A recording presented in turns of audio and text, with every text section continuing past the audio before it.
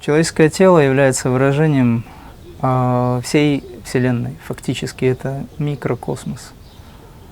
И если говорить о том, что в нас есть особые центры, их называют чакрами люди, то эти центры являются выражением всех уровней, планов сознаний. По сути, это именно то, через что поднимается душа. И, соответственно, если говорить о том, что эти спинальные центры, почему спинальные? Потому что они в спине находятся, как бы по длине позвоночника, но на астральном плане. Если говорить о том, что эти центры из себя представляют, то это величайшие творцы, фактически, несущие в себе огромное знание, огромную силу, трансцендентальную силу, которая выражает себя на разных уровнях сознания, в разных планах. И через эти 6 чувствительных спинальных центров мы, практикуя, возносим свое сознание до небес. Все знают, что такое Муладхара, Сватхистана, Манипура, Анахата, Вишудха, Аджна. Ее иногда называют Агья, но это неправильно. На санскрите, если говорить о правильном написании, то читается как Аджна и Сахасрара. И по сути эти центры являются центрами трансформации. Как работает эта система? В йоге высокого пути, в практике крия, мы запускаем механизм сознательно, дыхание подконтрольно ментальному плану.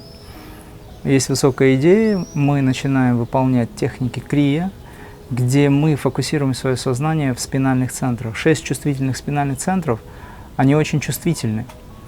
Обладая такими качествами чувствительности, они фактически позволяют нам получить знания, которые даны нам свыше. Об этом сказано в древних писаниях также.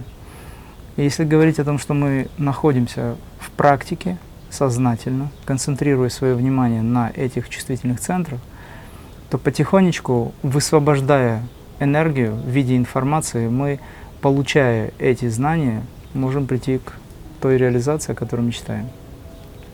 Поэтому чакры – это не что иное, как особые центры. Вообще чакры переводятся как колесо, вращающиеся центры, сгустки энергии на астральном плане. При практике крия мы объединяем все эти чакры, и между чакрами дистанции не остается. То есть, когда есть расстояние между центрами, то есть пустотность, так называемая, и есть двойственность. Люди, которые практикуют крию, идут к адвайте, к недвойственности. И, соответственно, выполняя особые практики крия, мы добиваемся того, что все центры объединяются в мощный один энергопотенциал, то есть в божественный сосуд. Раскручивается аспект динамо-машины, и фактически человек, пробуждая силы, поднимает шакти, проходя через эти центры, раскрывая все узлы, которые ограничивают этот подъем, пробуждается к свету. Крышка черепа – это 7-е небо, так называемое. То есть область головы – это олицетворение 7-го неба, куда все стремятся. Это место, где пребывает трон Бабаджи, или Махаватар Бабаджи, Сай Баба, если хотите, как образ. Это Христосознание. И наше сознание должно подняться до этих небес. Середина головы, аджна-чакра – это врата, через которые вы можете общаться с Духом, с трансцендентальной силой. То есть таким образом микрокосмос растворяется в макровселенной, где вы обретаете целостность.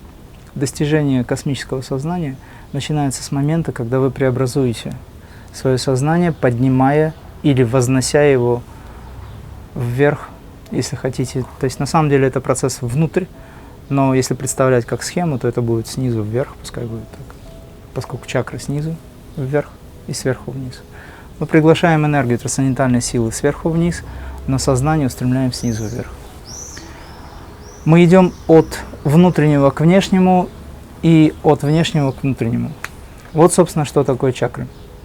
Чакры – носители знаний о Творце и о Вселенной на всех уровнях сознания. Вы, постигая все эти планы, преобразуете сознание так, что оно становится космически выраженным.